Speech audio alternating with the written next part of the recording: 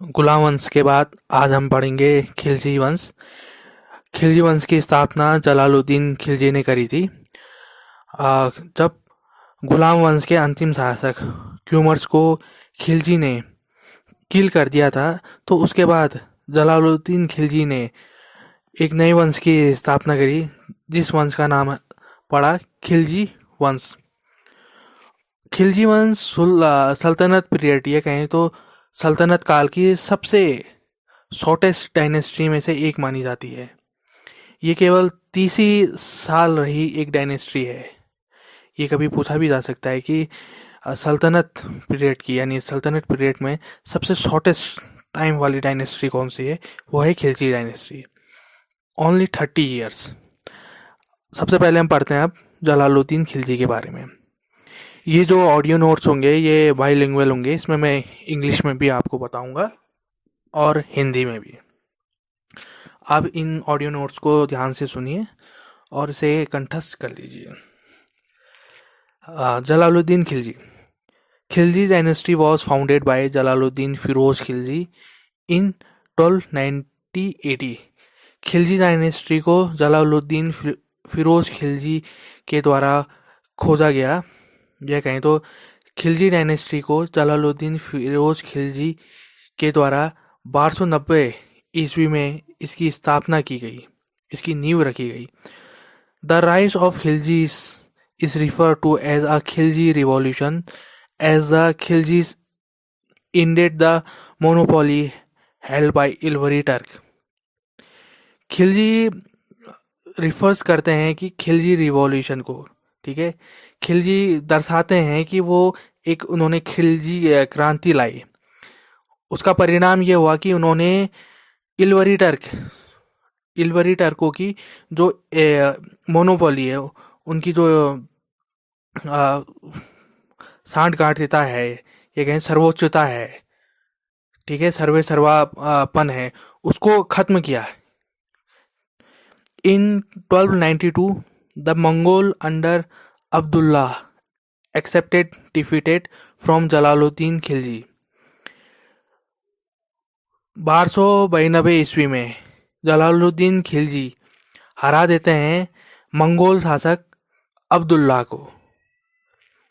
He gave refuge to Mongol who converts to Islam.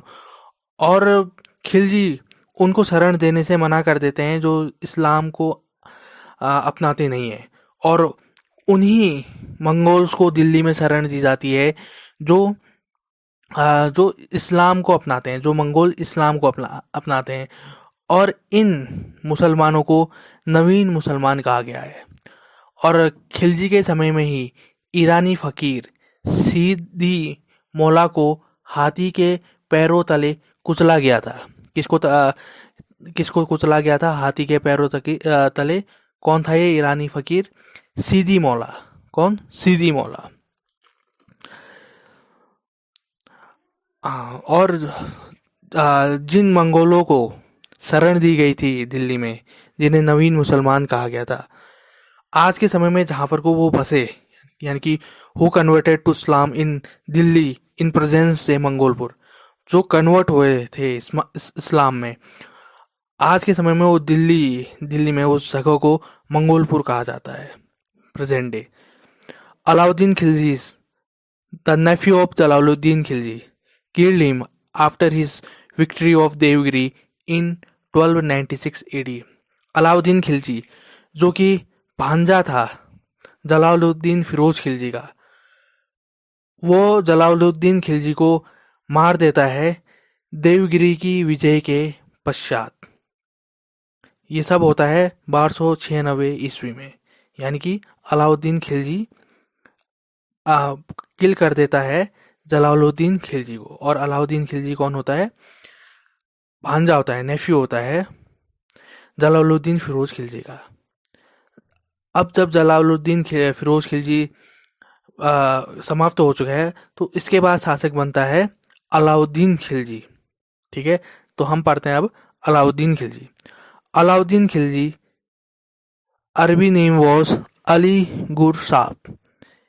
He became the Sultan in 1296 AD and ruled till 1360 AD. He was the first sultan to attack South India. Alauddin Khilji का अरबी नाम होता है अली गुरसाफ, और यह कहें तो अलाउद्दीन खिलजी सुल्तान बनते हैं 1296 ईस्वी में, 1296 ईस्वी में, और इनका शासनकाल रहता है 1316 AD, 1316 ईस्वी तक इनका शासन रहता है। अलाउद्दीन खिलजी का अरबी नाम क्या होता है? अली गुरसाफ।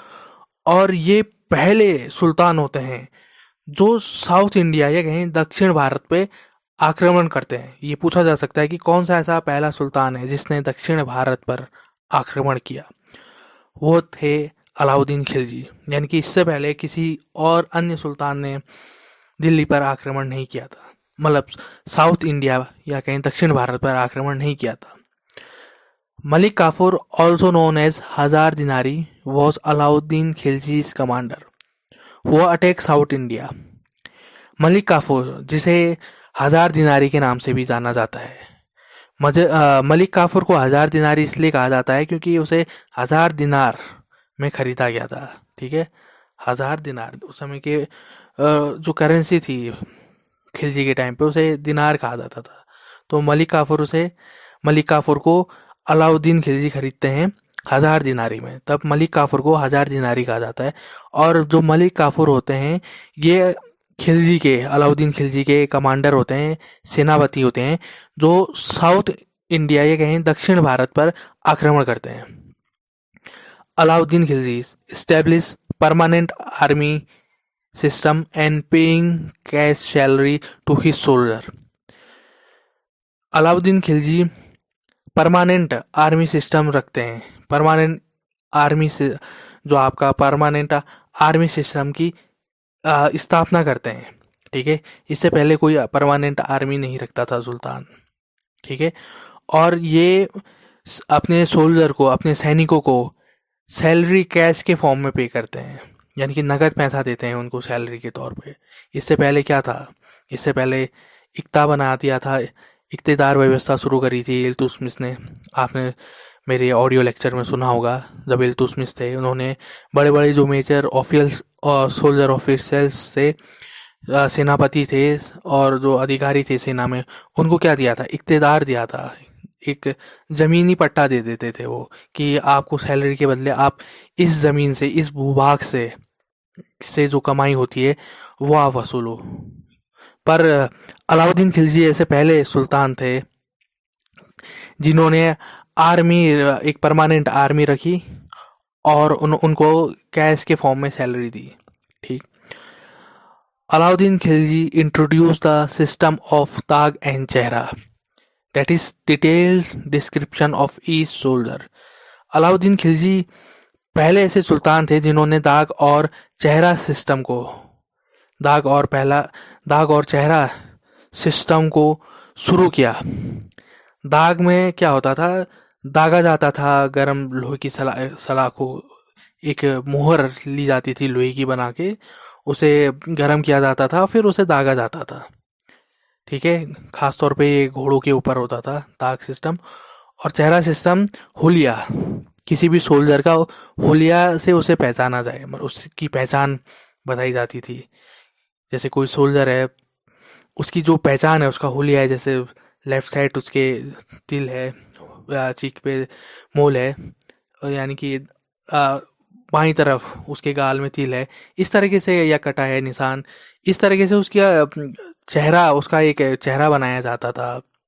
सिस्टम एक तरीके से उसकी खास शरीर की निशानियों को लिखा जाता था। ये एक डिटेल डिस्क्रिप्शन वाला सिस्टम ये अलाउद्दीन खिलजी ने शुरू किया था, जिससे खास सैनिक और खास घोड़ों की पहचान की जाए।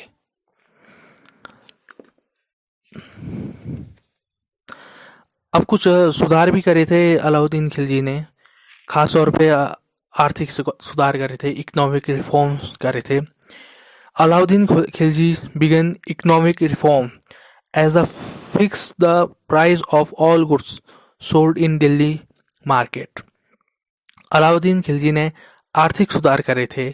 उन्होंने दिल्ली की बाज़ारों में लगभग सभी सामानों के जो रेट थे वो फिक्स कर दिए थे।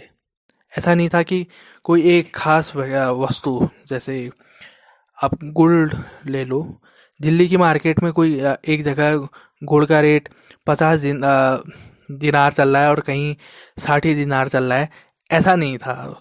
दिल्ली की मार्केट में किसी भी एक फिक्स गुड्स का रेट फिक्स था, चाहे आप दिल्ली से के ईस्ट कॉर्नर में से वो सामान लें या साउथ कॉर्नर से लें या सेंट्रल से लें।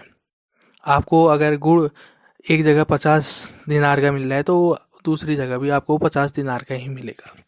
तो ये जो इकोनॉमिक रिफॉर्म किया था, ये अलाउद्दीन खिलजी ने किया था, किसी भी गुड्स का जो प्राइस फिक्स करने का, ये एक सुधार था अलाउद्दीन खिलजी के द्वारा किया गया। अब दिल्ली मार्केट के लिए इन्होंने एक मार्केट कंट्रोल पॉलिसी भी बनाई थी, ठीक है। इसे which is known as market control policy, यही एक मार्केट कंट्रोल पॉलिसी थी, यानी कि मंडी को नियंत्रित करने की एक पॉलिसी थी। और ये ऐसा करने वाले पहले सुल्तान थे जो एक मार्केट कंट्रोल पॉलिसी लेकर आए। कौन से सुल्तान थे? अलाउद्दीन खिलजी थे, ठीक है। Alauddin Khilji created separate department for land revenue called दीवान ए मुस्तकराज। क्या कहा गया है? दीवान ए मुस्तकराज। अलाउद्दीन खिलजी लैंड रेवेन्यू या कहें तो भू राजस्व के लिए एक अलग से विभाग बनाते हैं, एक अलग से डिपार्टमेंट बनाते हैं भू राजस्व के लिए। इसे कहा गया था दीवान ए मुस्तकराज। क्या? दीवान ए मुस्तकराज। ये था भू राजस्व से संबंधित डिपार्टमेंट था, ये अलाउद्दीन खिलजी ने बनाया था। Alauddin Khilji collect maximum taxes half of the production, that is 50%। Alauddin Khilji ने मैक्सिमम टैक्स लिया था अपने शासनकाल में, मैक्सिमम टैक्स लिया, अधिकतम कर लिया। जितना पैदावार होती थी उसका 50%, उसका आधा, जितना पैदावार उसका आधा वो टैक्स देना पड़ता था अलाउद्दीन खिलजी को। ये कलेक्ट करते थे tax. Alauddin Khilji appointed superintendent of a market, that is Shahna e Mandi. Alauddin Khilji ने मार्केट के में एक सुप्रीडेंट को नियुक्त किया, जो देखरेख करता है, निरीक्षक कहते हैं उसको, इन्होंने नियुक्त करा, जिसका नाम था साहाना ए मंडी। इस पद का नाम था साहाना ए मंडी। ये एक सुप्रिटेंडेंट थे मार्केट के, सुप्रिटेंडेंट ऑफ मार्केट, साहाना ए मंडी। कुछ नोट्स, कुछ और चीज़ें भी बताता हूँ मैं आपको। पद्मावती इज द हिस्टोरिकल काव्य अबाउट पद्मिनी। जो पद्मावत है ये एक ऐतिहासिक काव्य है, किसके बारे में? पद्मिनी के बारे में, ठीक है। अब और इसको लिखा किसके द्वारा गया था? Written by Malik Muhammad Jayasi, who was a court poet of Sher Shah Suri. यानी कि जो पद्मावत एक हिस्टोरिक काव्य यानी कि ऐतिहासिक काव्य है, जैसे एक तरह का धारावाहिक भी बन चुका है इसके ऊपर पद्मावती, या पिक्चर भी बन चुकी है पद्मावती। जो ये चीज़ लिखी गई थी पद्मावती, एक हिस्टोरिक काव्य जो लिखा गया था, ये लिखा गया था किसके द्वारा? मलिक मोहम्मद जायसी के द्वारा। और मलिक मोहम्मद जायसी राजकवि था शेरशाह सूरी का। शेरशाह वंश बाद का वंश है, इनके बाद का वंश है ये, खिलजी वंश के बाद का वंश है, सूर वंश आता है वाला वंश है। तो जो शेरशाह सूरी थे, जो उनके कोर्ट पोएट ने मलिक मोहम्मद जायसी जो थे, उन्होंने लिखी थी किताब पद्मावत। आगे बढ़ते हैं। Alauddin Khilji constructed the second city of Delhi, that is Siri city. Alauddin Khilji Delhi की दूसरे सिटी का निर्माण करते हैं, जिसे सीरी सिटी कहा गया था। अलाउद्दीन खिलजी दिल्ली की दूसरी सिटी बनाते हैं, जिसका नाम क्या था? सीरी सिटी। सीरी सिटी। पहली सिटी कौन सी थी? मेहरौली, जो बनाते हैं कुतुबुद्दीन ऐबक, ठीक है। पूछा भी जा सकता है दिल्ली की दूसरी सिटी किसने बनाया, दूसरा शहर किसने बनाया? वो थे अलाउद्दीन खिलजी, और शहर का नाम था सीरी सिटी। सिरीसर. He made हौज़े खास, अलाई दरवाजा, हजार सितून महल एंड जामत खाना मस्जिद. अलाउद्दीन खिलजी हौज़े खास बनाते हैं, अलाई दरवाजा बनाते हैं, हजार सितून महल बनाते हैं और जामत खाना मस्जिद बनाते हैं. क्या क्या बनाते हैं अलाउद्दीन खिलजी, क्या क्या मॉन्यूमेंट्स का निर्माण करते हैं? हजार सितून महल, हौज़े खास, जामत खाना मस्जिद, अलाई दरवाज़ा. इन मॉन्यूमेंट्स, इन धरोहरों का निर्माण करते हैं. Alauddin Khilji was a first Turkish Sultan of Delhi who separate religion from the state. Alauddin Khilji पहले टर्किश सुल्तान होते हैं दिल्ली के.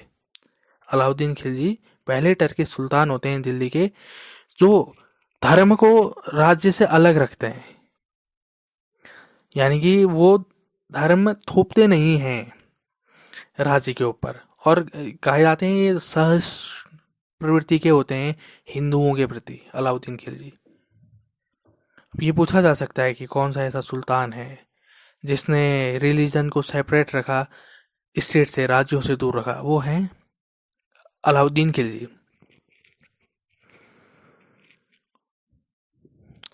He was advised by Qazi Mughisuddin to act according to law of Shariat, but Sultan rejected his advice. Alauddin Khilji को काजी मुगीसुद्दीन द्वारा सलाह दी गई कि वो अपना राजपाट शरीयत के अनुसार चलाए, यानी कि इस्लामिक लॉ के अनुसार चलाए, इस्लामिक कानून के अनुसार चलाए. इस्लामिक कानून यानी कि शरीयत के अनुसार चलाए. पर अलाउद्दीन खिलजी उनकी इस एडवाइस को रिजेक्ट कर देते हैं. किनकी एडवाइस को? मुगीसुद्दीन, जो एक काजी होते हैं, उनकी एडवाइस को, उनकी सलाह को रिजेक्ट कर देते हैं. ये भी पूछा जाता है. अब इसके बाद हम पढ़ते हैं, ये तो हो गया आपका अलाउद्दीन खिलजी. इसके बाद आता है कुतुबुद्दीन मुबारक खिलजी. ठीक है, कुतुबुद्दीन मुबारक खिलजी जो अब इसमें देखिए कि अलाउद्दीन खिलजी जब मरते हैं, ठीक है, उसके बाद होता ये है कि जो मलिक काफूर होता है वो तो सर्व कर रहा होता है, मतलब से डेप्यूटी सुल्तान के तौर पे, मतलब से डेप्यूटी सुल्तान होता है. वो क्या करता है, जब अलाउद्दीन खिलजी मरते हैं तो पद पे बैठा देता है एक नाबालिग उमर सिहाउद्दीन को बैठा देता है. किसको? उमर सिहाउद्दीन को बैठा देता है थ्रोन में, और खुद को दिल्ली का शासक घोषित कर देता है. ठीक है, पर फिर होता ये है कि मलिक काफूर ख़त्म हो जाते हैं, बाद में उनकी डेथ हो जाती है, किसी स्टेज में होती है उनकी डेथ, कहते हैं कि उनकी डेथ हो जाती है करके मलिक काफूर की. फिर उसके बाद बन जाते हैं कुतुबुद्दीन मुबारक खिलजी, दूसरे नेक्स्ट सुल्तान बन जाते हैं. ठीक है, तो यही होता है. फिर तभी कुतुबुद्दीन मुबारक खिलजी सुल्तान बनते हैं. ठीक है, अब कुतुबुद्दीन मुबारक खिलजी के बारे में पढ़ते हैं कि आखिरकार ये थे क्या, इन्होंने, इनकी उपलब्धियां पढ़ते हैं, इनके बारे में पढ़ते हैं. Qutubuddin Mubarak Khilji launched to expectations to Delhi and annexed it. Qutubuddin Mubarak Khilji अपना प्रसार शुरू करते हैं, मतलब अपने राज्य का विस्तार शुरू करते हैं और दिल्ली तक करते हैं और उसे हथियार लेते हैं अपने में. ठीक है, सल्तनत के अंदर ले लेते हैं. ठीक, तो जो कुतुबुद्दीन मुबारक खिलजी होती हैं, वो एक स्टेटमेंट देते हैं इसके बाद. ठीक है, Qutbuddin Mubarak Khilji gave an statement, I am the खलीफा. यानी कि दिल्ली जो सल्तनत में कौन से ऐसे सुल्तान हैं जिन्होंने कहा था कि वो खलीफा हैं, आई एम द खलीफा, मैं खलीफा हूँ, वो थे कुतुबुद्दीन मुबारक खिलजी. ठीक है, जब वो दिल्ली को अनेक्स कर लेते हैं. ठीक है, कुतुबुद्दीन मुबारक खिलजी, ठीक, क्या स्टेटमेंट देते हैं? आई एम द खलीफा. ये पूछा जा सकता है कि किसने कहा था कि मैं खलीफा हूँ, किस सुल्तान ने कहा था कि मैं खलीफा हूँ? वो हैं कुतुबुद्दीन मुबारक खिलजी। जब वो दिल्ली तक अपना प्रसार करने के बाद उसे अनेक्स उसे हड़प लेते हैं तब। ठीक है। कुतुबुद्दीन मुबारक खिलजी's वजीर Nasiruddin Khusro Shah killed him and become the Sultan.